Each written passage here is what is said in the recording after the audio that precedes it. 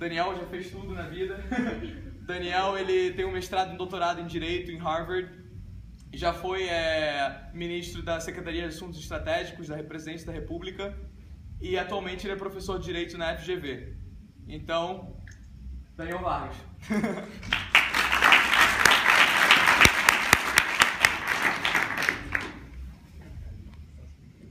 Pessoal, está me ouvindo bem? Sim.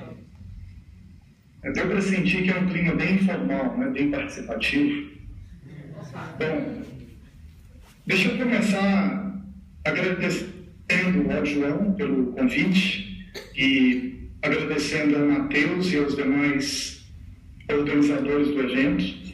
Aproveito para parabenizar todos vocês e, se vocês não souberem disso, é bom saberem que provavelmente todos os brasileiros que tiveram a oportunidade de estudar os Estados Unidos em algum momento do passado, observando essa onda de agitação, de reunião, de encontro que vocês estão fazendo por aí, adoraria estar vivendo esse momento e participar dessas iniciativas com vocês.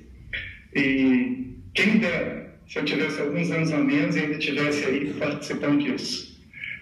E fico ainda mais sentido de não poder estar presente agora, porque também seria uma oportunidade de rever alguns bons amigos que eu fiz aí nos Estados Unidos, quando eu ainda estava estudando em Harvard. Então deixo aqui meu abraço para o Renan, para a Tabata e para outros colegas conhecidos, alguns eu já começo a reconhecer na plateia. Deixa eu começar me apresentando rapidamente e, em seguida, eu gostaria de apresentar 3 problemas e 3 desafios que, a meu ver, são 3 dos grandes desafios da educação e do Brasil hoje. Bom, tem essa apresentação formal. Daniel é professor da FGV, doutorado em Harvard, mas tem uma apresentação um pouco mais real e viva, que inclusive eu gosto mais. Eu nasci e vivi grande parte da minha vida no interior de Minas Gerais.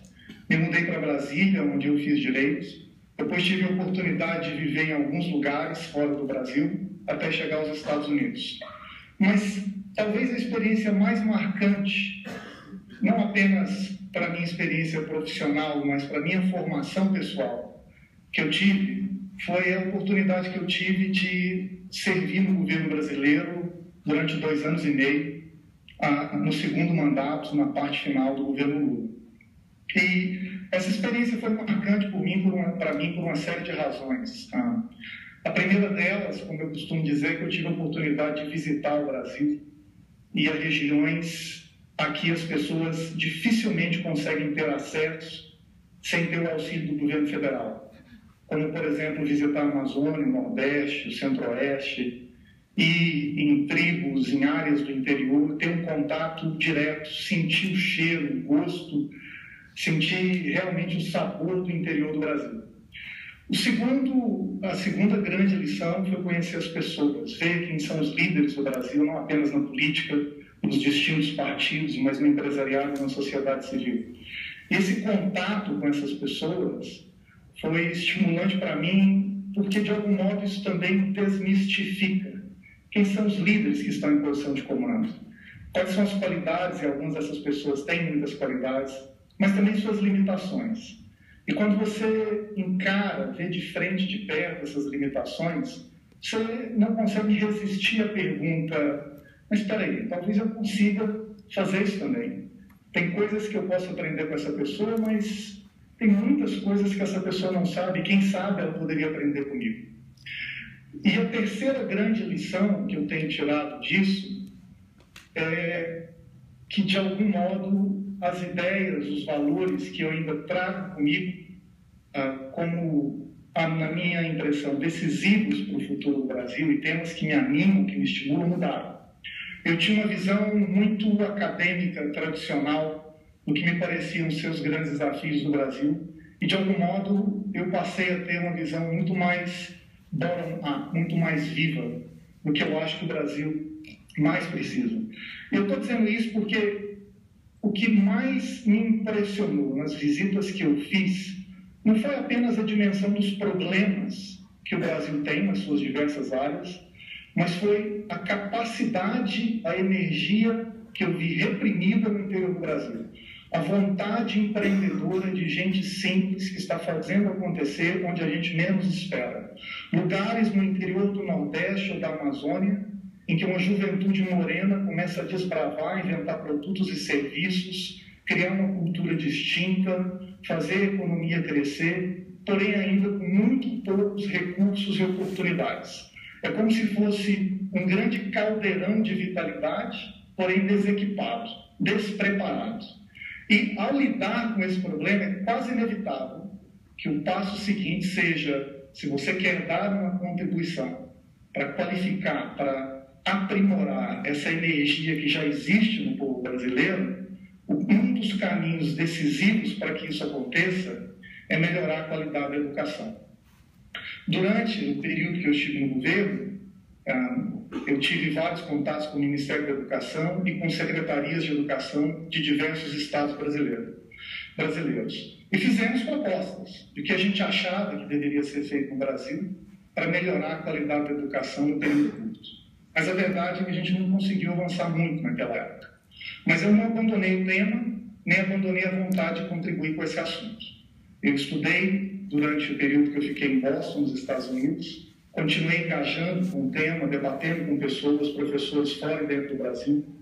E logo ao me formar, eu acabei me juntando a uma série de iniciativas que todas têm como foco comum ajudar a pensar propostas e medidas que qualifiquem a educação brasileira.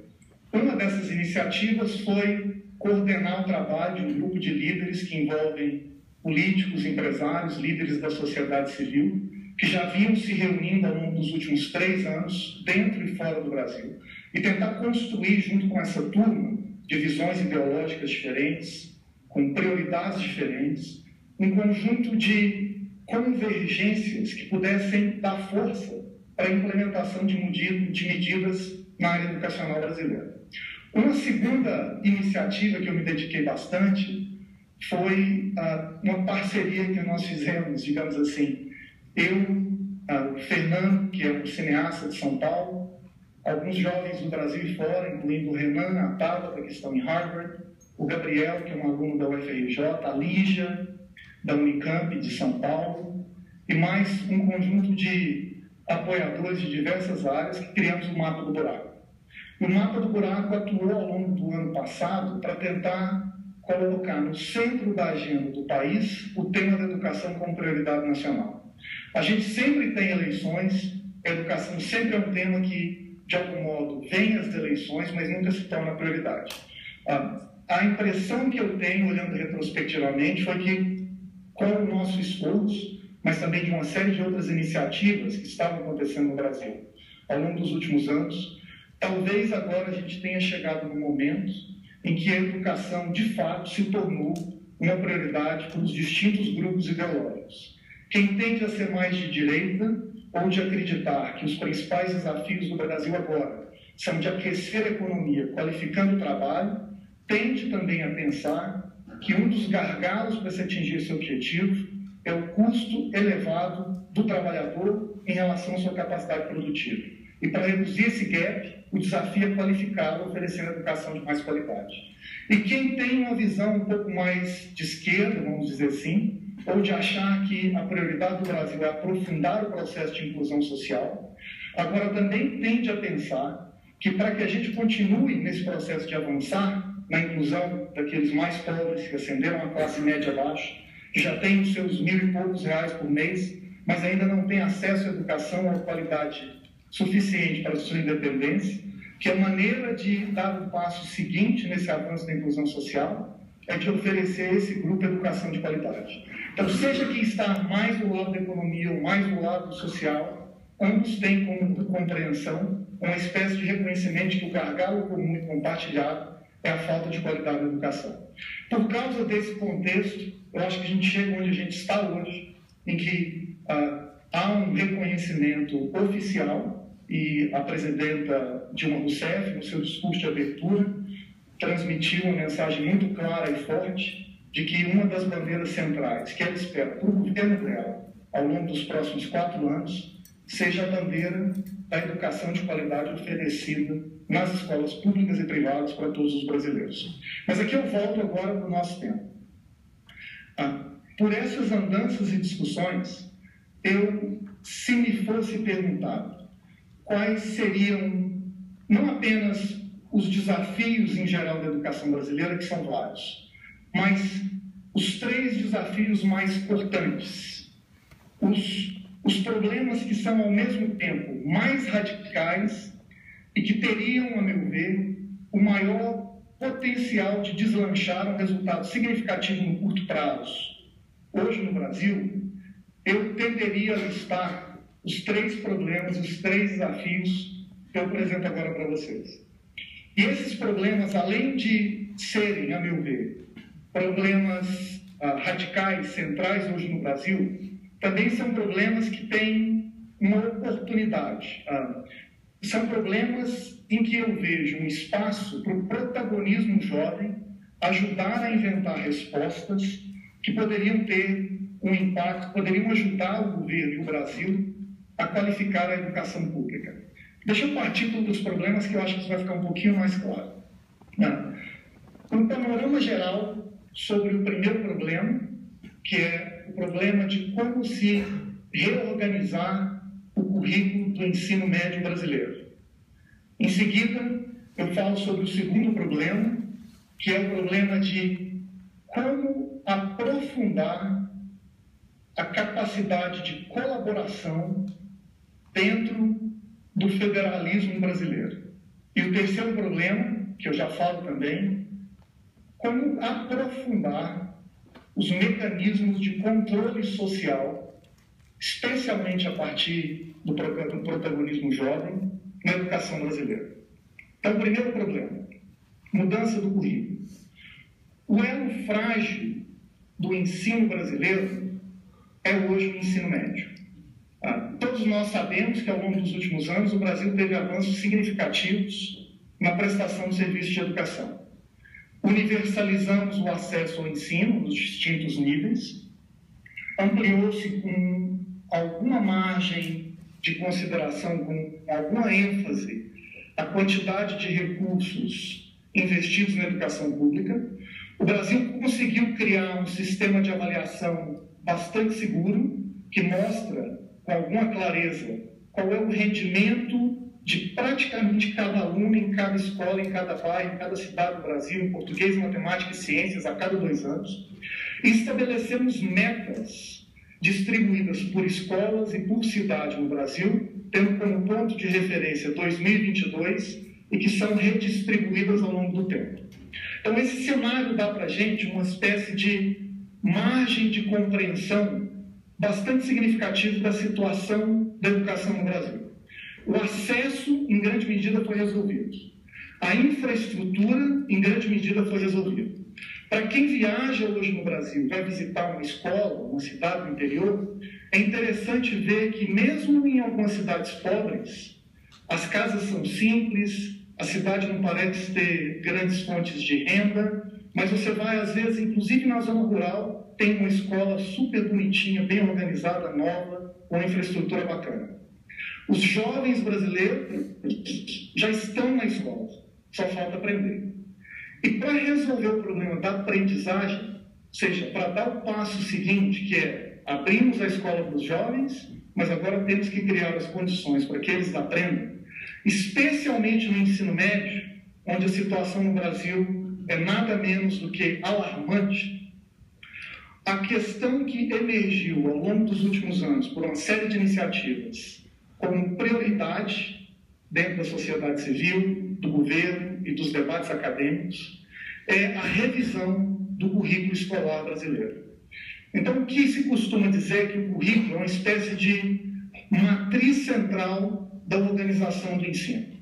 Que sem um currículo que estruture que tipo de conhecimento, que tipo de formação a gente espera que os alunos tenham, a consequência disso é uma espécie de erro em cascata. Os professores não sabem exatamente o que ensinar, porque não tem um currículo claramente estruturado, e daqui a 2 anos ou 1 ano vai ter uma avaliação que vai cobrar esses professores e essa escola pela qualidade do ensino que eles ofereceram. Sem ter um currículo estruturado, é muito difícil que o próprio Estado brasileiro consiga pensar em políticas e formas de ação para resolver o problema em escala. Porque cada cidade, às vezes cada professor, cada escola, tem de adotar uma diretriz, um livro, uma forma de ensinar diferente. E aí você tem uma espécie de obstáculo. Como você vai criar mecanismos que, em escala, resolvam um problema de regiões que não conseguem ensinar de maneira organizada? E sem ter um currículo estruturado, a impressão que se dá é que todo debate sobre a educação brasileira não parece ter muito. As pessoas olham para esse ambiente meio que de salada, de confusão, e dizem que hoje, sem estruturar um currículo novo para o novo tempo, é impossível pensar em medidas que ajudem a resolver o problema do ensino médio brasileiro. Então vem para a questão: como nós vamos, hoje, nesse momento, organizar uma mudança curricular que renove radicalmente as matérias, as funções, essa espinha dorsal do ensino médio no Brasil? O que tem acontecido? O ministro Cid Gomes, que era o ex-governador do Ceará, é uma pessoa que tem um histórico de implementação de políticas de sucesso na educação, assumiu, a pedido da presidenta Dilma, evidente, e já se comprometeu com a prioridade de revisar o currículo ao longo dos próximos 2 anos no ensino médio brasileiro. A sociedade civil brasileira, com a atuação decisiva de algumas fundações, como a Fundação Natura, a Fundação Lehman, e com apoio de algumas universidades, como a Universidade de Yale, de Harvard, tem atuado ao longo dos últimos 2 anos para produzir estudos, análises e mobilizações que elevem a compreensão das lideranças brasileiras sobre os desafios da mudança do currículo. O que outros países têm feito, que pode dar errado, em que a gente pode se inspirar? O MEC, ao longo dos últimos anos, criou uma comissão que reúne uma série de intelectuais e representantes da sociedade para debater e formular o que seriam os primeiros indícios de uma proposta de mudança do ensino médio. Então, quando a gente olha esse cenário, a impressão que se tem é: já existe uma vontade política, uma determinação de cima, já existe uma mobilização e um apoio embaixo, com a atuação da sociedade civil, e o que vai acontecer agora?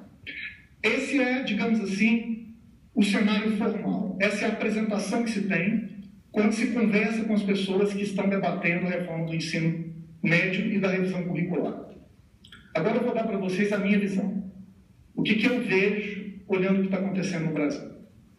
O que eu vejo é que grande parte desse debate sobre o currículo no Brasil é um debate processual, é um debate de mobilização político, de fixação da prioridade dentre os diversos temas que são debatidos na educação no Brasil. Mas o que não é feito, nem no Ministério da Educação, nem na sociedade civil, nem na academia, de maneira significativa, a meu ver, é a construção das ideias que devem compor esse novo currículo. É como se nós estivéssemos nos concentrando no debate sobre as generalidades, sobre a importância de se reconhecer o currículo como prioridade, mas, ao mesmo tempo, a gente não está se engajando na produção dessas ideias.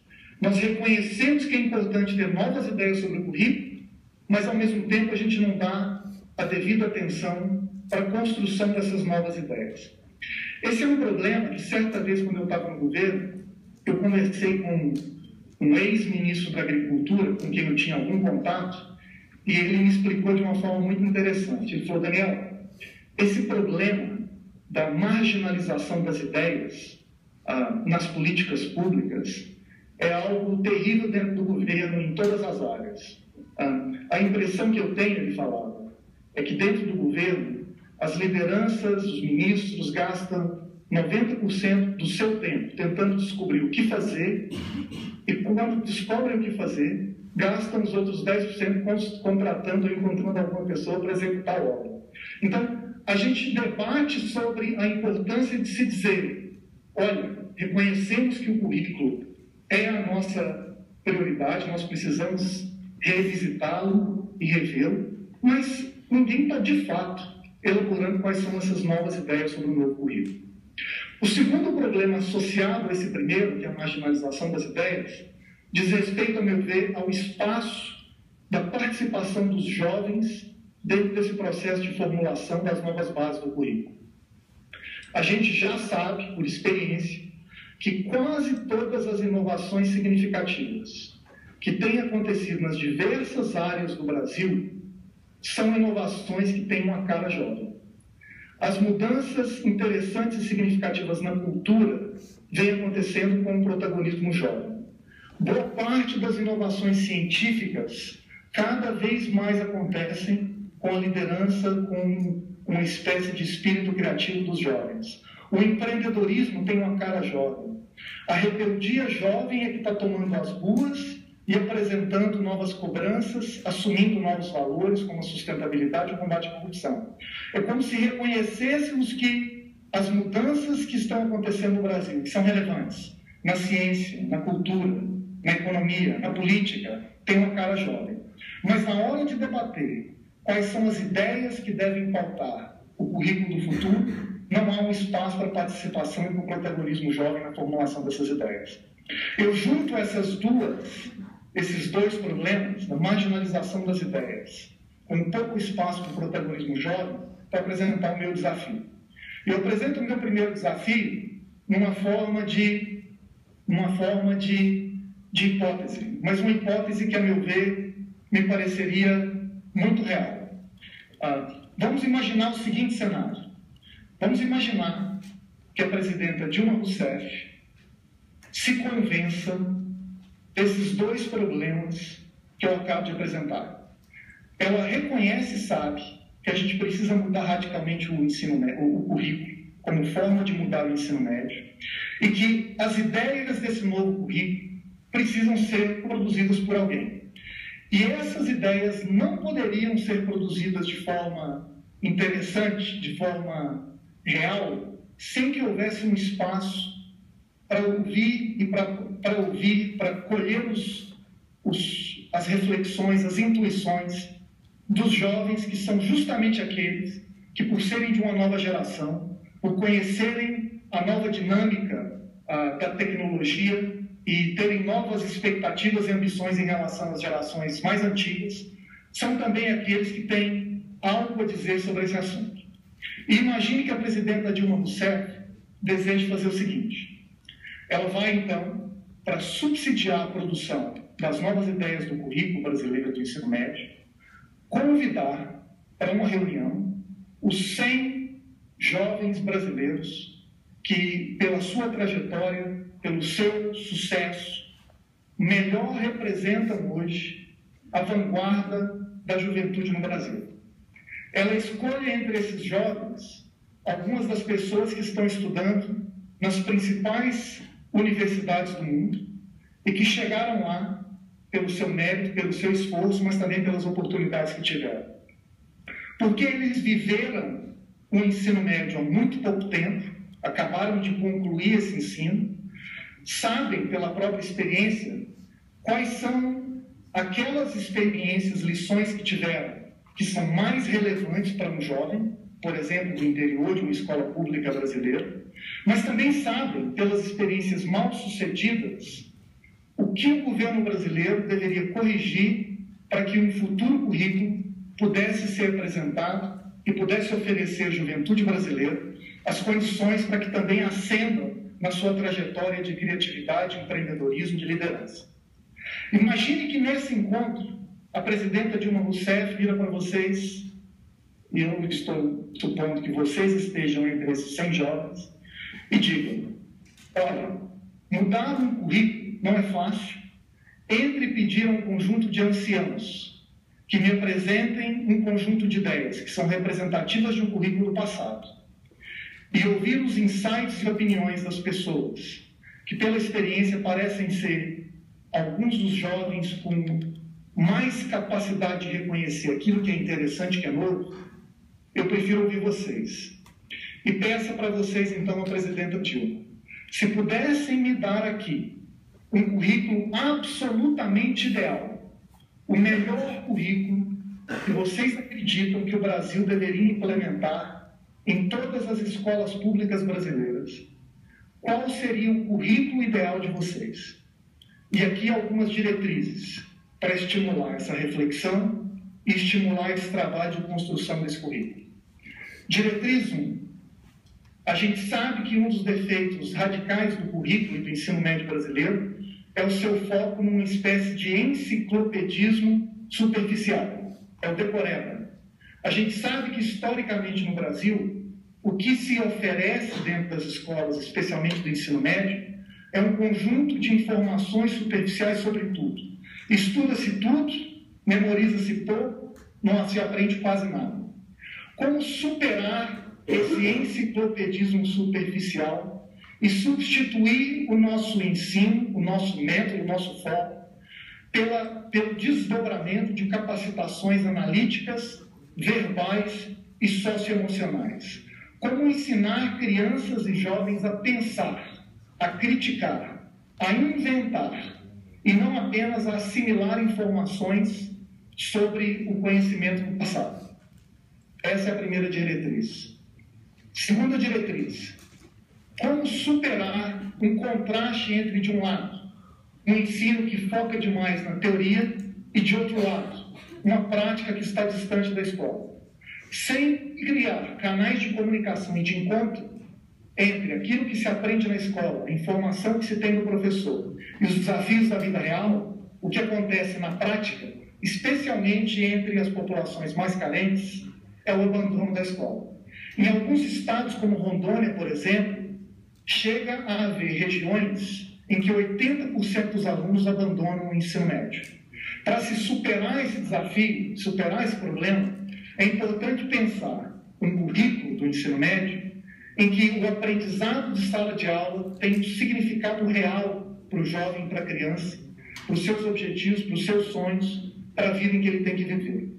Então, se o primeiro desafio é como construir as capacitações analíticas, verbais e socioemocionais, o segundo desafio é como aproximar o ensino da sala de aula dos desafios e das demandas da economia e da vida real. E se vocês quiserem uma imagem do que poderia ser essa escola ideal, a partir da qual seria possível pensar um currículo, pense uma escola como se fosse uma fábrica de criatividade que revele e que qualifique esse talento reprimido da juventude brasileira. Como nós podemos pensar em um espaço em que os jovens estarão ali não apenas para receber o conhecimento, supostamente pronto e acabado oferecido pelo professor, mas estarão ali para produzir, para construir, para mexer com as peças do conhecimento, inventando coisas novas, seja na tecnologia, seja nas artes, seja em outras áreas do conhecimento, como nas ciências. Como pensar uma escola como uma fábrica de inventividade? Então, imagine que a presidenta Dilma apresente isso para vocês. Eu acredito que um debate significativo sobre o futuro do currículo tem que ouvir os jovens, e eu quero que os jovens mais talentosos e promissores do Brasil me digam o que eu devo fazer já. Qual é a proposta ideal que vocês apresentam para a presidenta Dilma Rousseff? Se vocês comprarem esse desafio, que é o desafio que o Brasil e a educação brasileira inteira está debatendo hoje, e se vocês produzirem um conjunto de diretrizes ou de ideias, claro que vocês não vão entrar no detalhamento sobre o que vai ser ensinado em português e matemática, mas é possível chegar a um nível intermediário de como pensar as diretrizes e a estrutura desse currículo. Se vocês apresentarem um conjunto de ideias interessantes, se comprarem esse desafio de fato, eu me comprometo a abrir os espaços para levar essa proposta de vocês à presidência da República. Esse é o meu primeiro desafio. Segundo desafio, e eu vou ser mais breve no segundo e no terceiro. Segundo desafio. Um dos grandes paradoxos da educação brasileira e de outras áreas das políticas públicas do Brasil pode ser definido como uma espécie de paradoxo do federalismo. E esse paradoxo pode ser compreendido do seguinte modo: aquelas cidades e regiões do Brasil que têm os problemas mais graves da educação e que mais precisam de investimento e que mais precisam trabalhar para resolver os seus problemas, são ao mesmo tempo aquelas cidades e regiões do Brasil com a menor capacidade institucional de enfrentar e resolver seus próprios problemas. É como se nós disséssemos assim: a gente olha no interior do Piauí, a gente olha no interior do Ceará, no interior do Amazonas, e há regiões cuja qualidade da educação é absolutamente pífia. Mas, ao mesmo tempo, essas regiões, se nós colocamos grandes recursos nessas regiões, se nós elegemos pessoas com grande capacidade para tomar decisões, para fazer a educação de qualidade nessas regiões, o resultado não acontece. E a razão pela qual essas regiões precisam de mais, mas com dinheiro e com vontade ainda assim não conseguem resolver seus problemas, é que faltam a essas regiões uma série de estruturas intermediárias de capacitação, de gente qualificada, de sistema de gestão, de métodos de avaliação interna, que poderiam permitir a essas regiões receberem os recursos, receberem um apoio externo de algum modo e converterem esses recursos em resultados de qualidade da educação brasileira. E aí entra a seguinte pergunta: se nós temos esse paradoxo e que quem mais precisa, quem menos consegue fazer, como nós poderemos, portanto, mexer na estrutura do federalismo brasileiro para criar formas para que aquelas regiões que, por uma surpresa do destino, porque tem um histórico diferente, porque conseguiram fazer mais bem feito, fazer melhor, também façam com que as suas experiências de sucesso cheguem, contribuam com a solução dessas outras regiões que vivem com esse problema de falta de capacidade institucional de resolver seus problemas. Em outras palavras, como construir no Brasil esses canais de compartilhamento de experiências de sucesso. Mas deixa eu aqui dar alguns exemplos concretos que revelam o que é esse problema que eu estou apresentando. Vocês, por acaso, já ouviram falar de Sobral? Do exemplo da educação, do sucesso da qualidade da educação de Sobral? Acho que alguns de vocês talvez já devem ter ouvido falar. Quando a gente olha os dados de qualidade do ensino do Brasil nos últimos anos, imediatamente salta aos olhos o sucesso de Sobral. Sobral é uma cidade de porte pequeno, médio, que fica no semiárido do Ceará, no Brasil. Uma região bastante pobre e que, apesar dessas circunstâncias, conseguiu atingir um nível de sucesso, de qualidade da educação absolutamente exemplar. Mas o que eu quero chamar a atenção de vocês é o seguinte: ao mesmo tempo que tem Sobral, que é esse exemplo de sucesso interessante no meio do semiárido nordestino, quando a gente olha em torno de Sobral, existe uma espécie de rede de pequenas e médias cidades com um porte parecido, com um histórico não muito diferente, com quantidades de recurso por aluno não muito distintos, porém com a qualidade da educação infinitamente inferior. E aí entram algumas perguntas que eu acho que são quase que naturais quando a gente observa esse fenômeno. Por que essa experiência de sucesso de Sobral não derrama sobre o entorno? Por que não há uma espécie de contaminação, de espalhamento dessas experiências exitosas de Sobral para as cidades em volta? As cidades em volta não sabem do sucesso da educação de Sobral? Claro que sabem. Todo mundo sabe no Brasil. Todo mundo que mexe com a educação sabe da experiência de Sobral. A experiência de Sobral não foi relatada, estudada, divulgada no Brasil? Claro que foi. Apenas no último ano houve matérias realizadas por todos os meios de comunicação, estudantes, professores, universidades, estamos o tempo todo relatando, mapeando, descrevendo o que Sobral fez.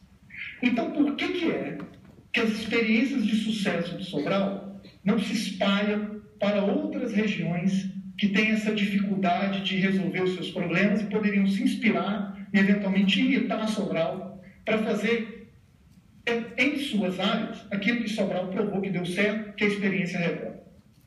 E me parece que parte da explicação desse ilhamento de Sobral, dessa ilha de sucesso no oceano de atraso, tem que ver com a natureza do desafio da qualidade da educação.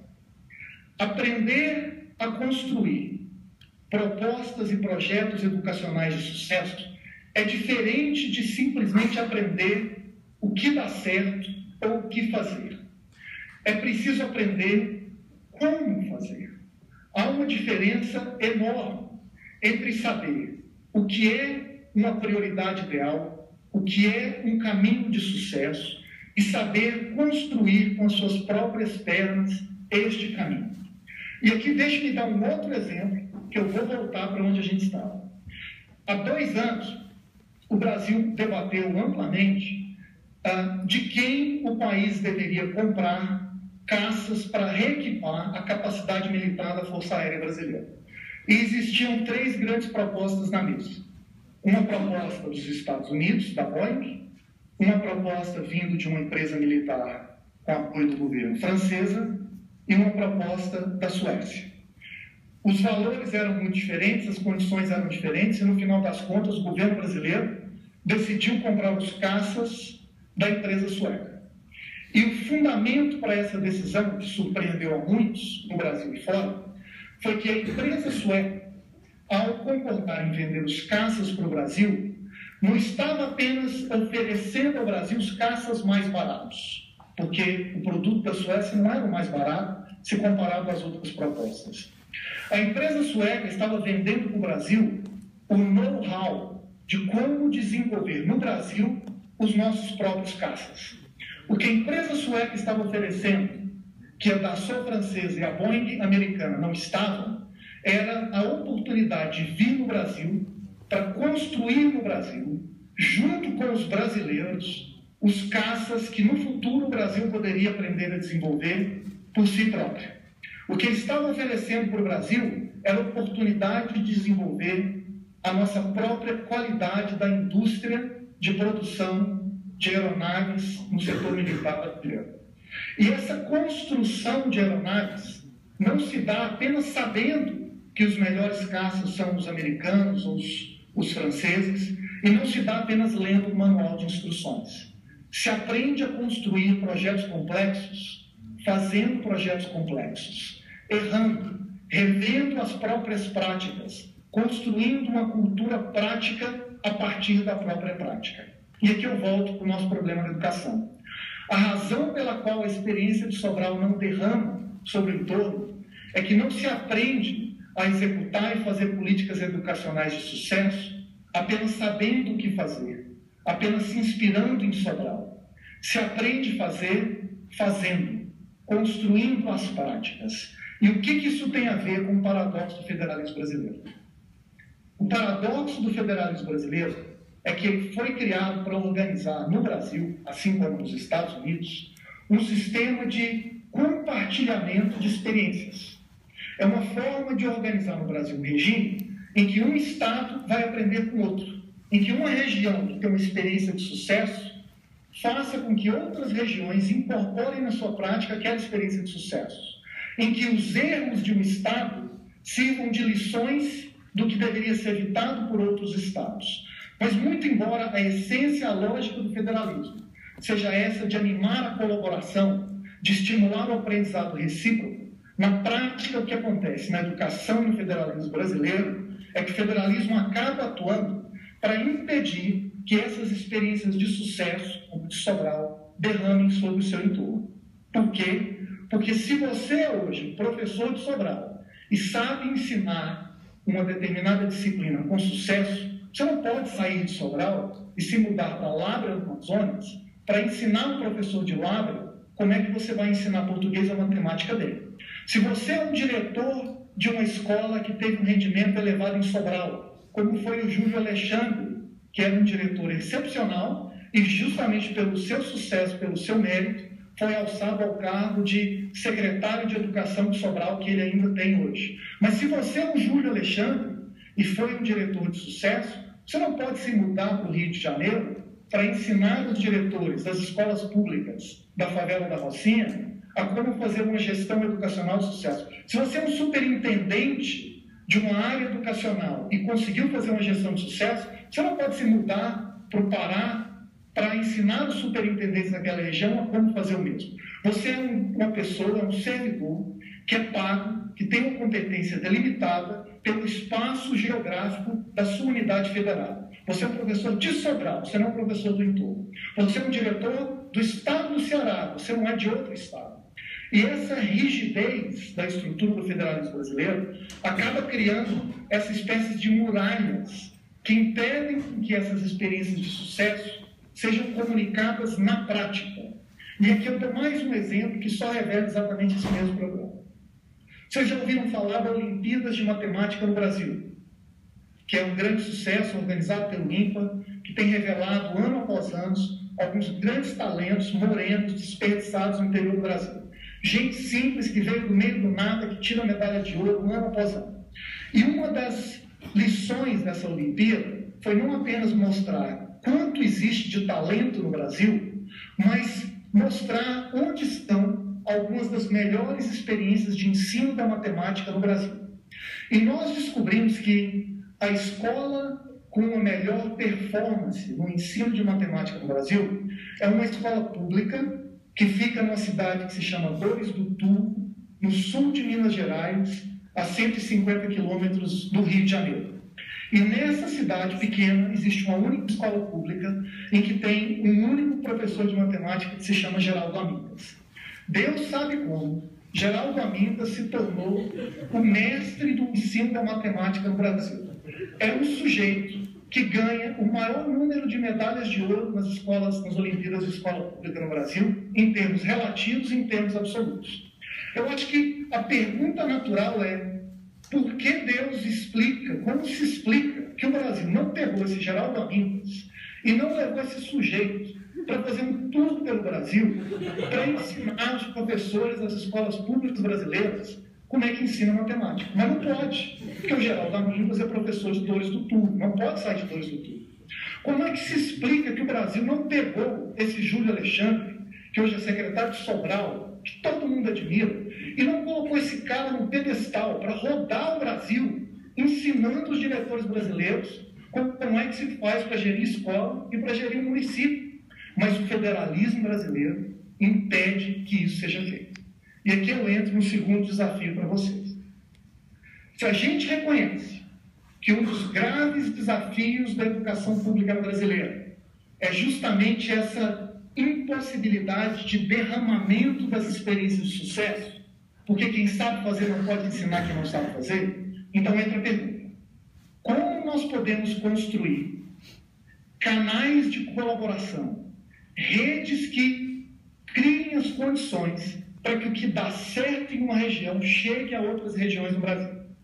Existem duas formas de se construir esses canais de derramamento de colaboração.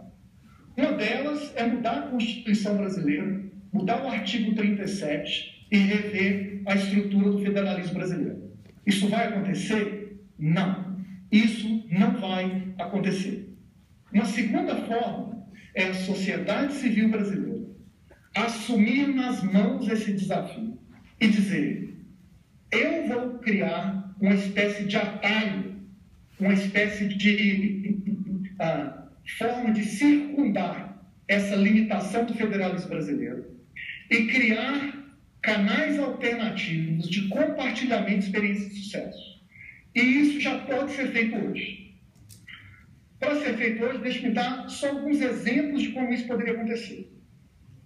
Nada impede um conjunto de organizações da sociedade civil, ou de jovens, ou uma Brasa, ou uma Fundação Lema, ou uma Fundação Estudar, ou qualquer outra organização do Brasil, que olhar para quem são os grandes heróis da educação brasileira, professores, diretores, gestores, pegar esse pessoal no braço, criar programas e colocar essas pessoas para rodarem o Brasil, prestando serviços de formação e compartilhamento de como fazer uma educação de qualidade.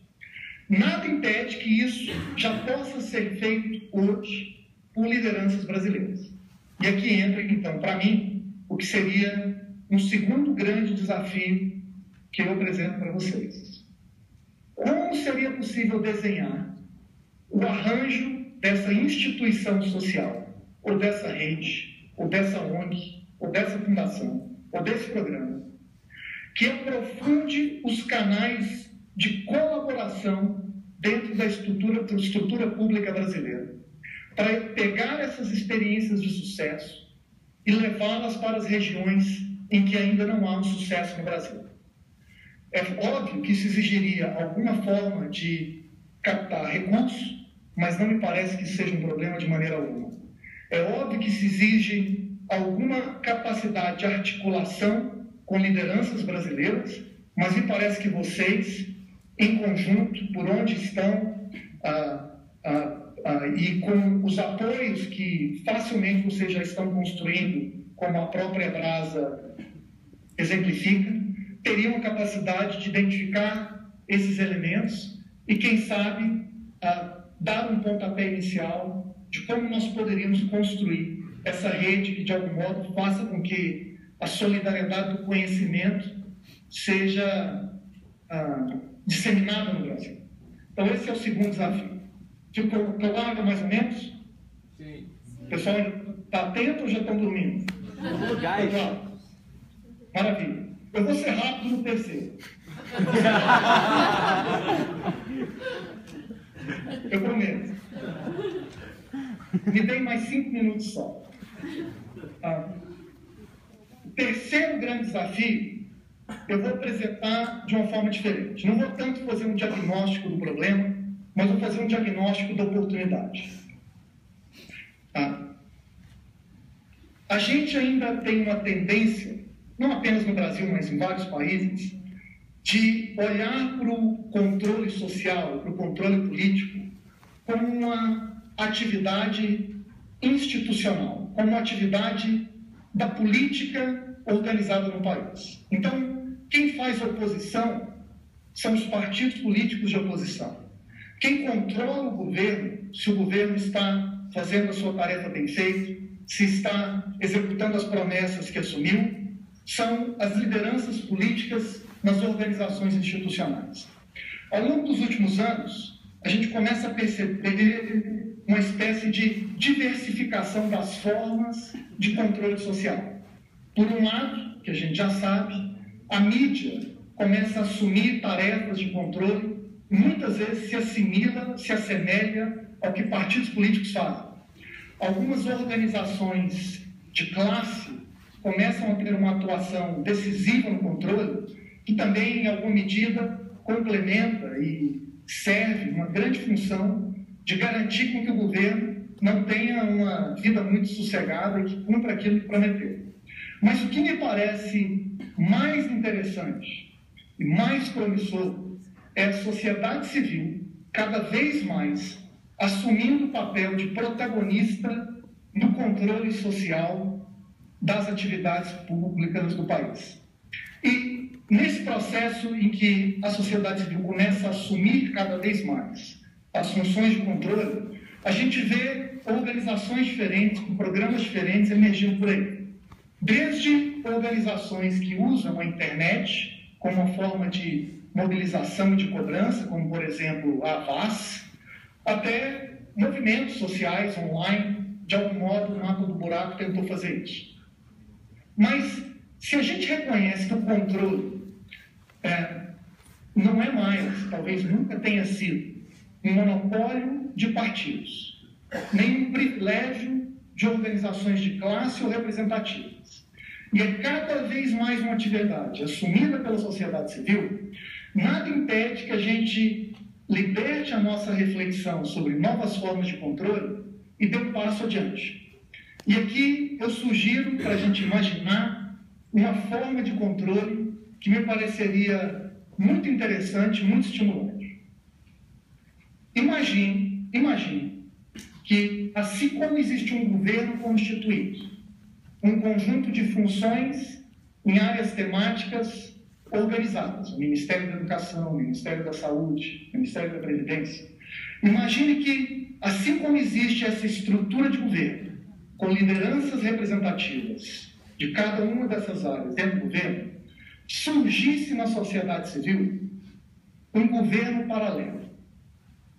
Imagine que surgisse na sociedade civil uma espécie de governo do B. E nesse governo do B vão ter um conjunto de lideranças com as suas funções definidas, que vão fazer o contraponto diário, contínuo, sobre tudo que o governo fizer. Para tornar mais concreto aqui no nosso tema, que é o debate sobre a educação, imagine que a gente criasse no Brasil hoje um Ministério da Educação alternativo. E esse Ministério da Educação alternativo vai ter o seu próprio ministro da Educação. E esse ministro da Educação, assim como o ministro da Educação oficial, vai definir a sua agenda. E a sua agenda vai ser colocada em contraponto com a agenda do ministro oficial. E assim como o ministro oficial da Educação tem uma série de secretarias, como, por exemplo, a Secretaria de Educação Básica, a Secretaria do Ensino Superior, a Secretaria de Ensino Técnico e Profissionalizante, o ministro da Educação do B, jovem, pode também criar suas próprias secretarias. Nenhuma secretaria de nenhum ministério é inscrita em pedra.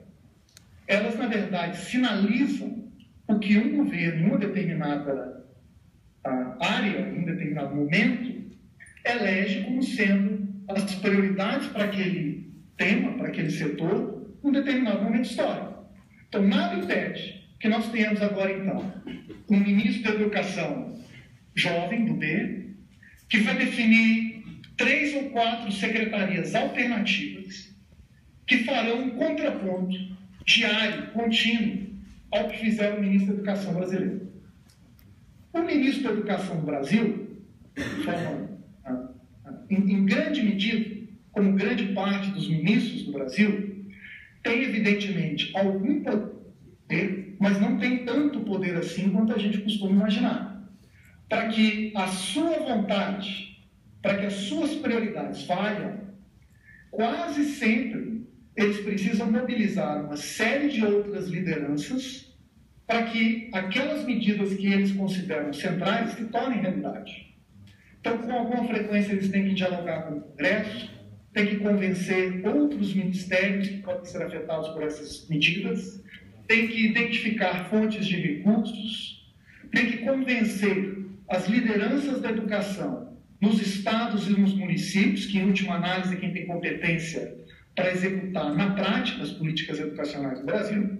Enfim, ele precisa mobilizar uma rede de lideranças para fazer com que aquelas prioridades incrustadas nas secretarias que eles elegeram como prioridades do Ministério se tornem realidade.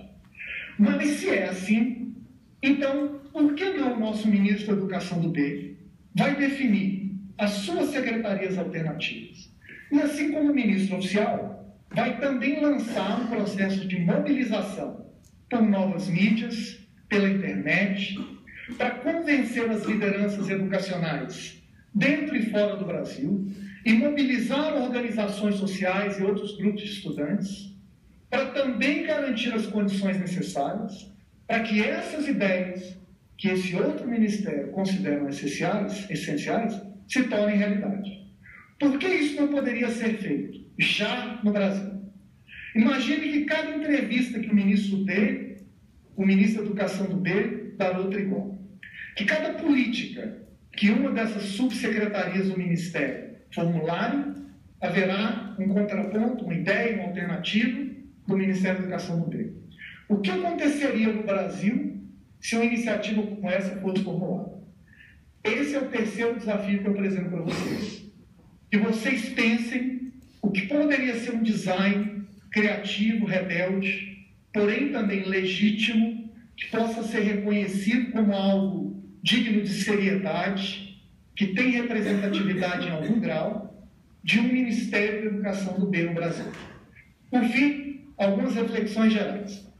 Primeiro, esses 3 desafios que eu apresentei, a elaboração do novo currículo, a solução do problema do federalismo com a criação de canais alternativos de disseminação de experiências de sucesso, e o aprofundamento do controle social com a criação do que seria uma espécie de Ministério da Educação do B, são iniciativas que eu não inventei agora, antes de pensar o que eu falaria para vocês, e não são iniciativas que estão escritas em tese de uma ou de outra pessoa, em uma academia, em outro lugar. São ideias que estão circulando no Brasil e que são debatidas por várias pessoas em diferentes contextos ao longo de algum tempo. E são ideias que, de algum modo, estão esperando líderes que decidam se apropriar delas para levá-las adiante. E o que importa, como todos sabemos, em matéria de políticas públicas, é a ação, é fazer acontecer, é entregar a mercadoria no final do dia. Então, a primeira mensagem é: estão aí, esperando gente, um espírito empreendedor, vontade de tomar essas ideias no cabresto e, quem sabe, adotar um conjunto de medidas que façam com que elas se tornem realidade. Segundo, assim como no currículo e a mensagem que eu comentei com vocês sobre o especial espaço para o protagonismo jovem, assim como existe esse especial espaço para o protagonismo jovem no currículo, assim também é verdade nesses outros 2 desafios que eu apresentei. O que eu sinto hoje, observando o que tem acontecido na educação brasileira, é que nós temos um debate cansado. A gente tem uma espécie de reflexão com um olhar do passado. Falta uma espécie de rebeldia, de espírito criativo, de vontade de fazer algo diferente, que anime pelo método, que anime pelo espírito novo, pelo oxigênio novo, que traga algo diferente para o debate brasileiro. E acho que a juventude brasileira tem um espaço para também apresentar respostas extremamente interessantes nesses 2 últimos temas.